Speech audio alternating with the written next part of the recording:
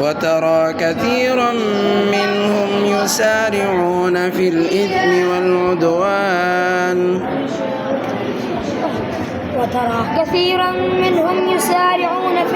والعدوان وأكلهم السحت لبئس ما كانوا يعملون لولا ينهاهم الربانيون والأحبار عن قولهم الإثم وأكلهم السحت لبئس ما كانوا يصنعون.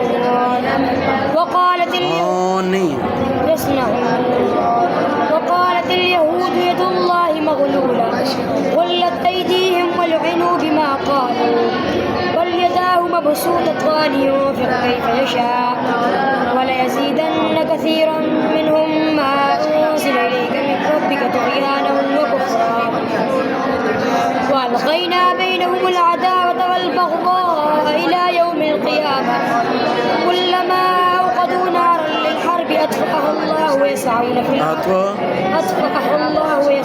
الأرض فسادا والله لا يحب المفسدين. ولو أن أهل الكتاب آمنوا واتقوا لكفرنا عنهم سيئاتهم ولأدخلناهم جنات النعيم ولو أنهم أقاموا التوراة والإنجيل وما أنزل إليهم من ربهم لأكلوا من فوقهم ومن تحت أرجلهم منهم أمة مقتصدة وكثير منهم ساء ما يعملون. وحسبوا ألا تكون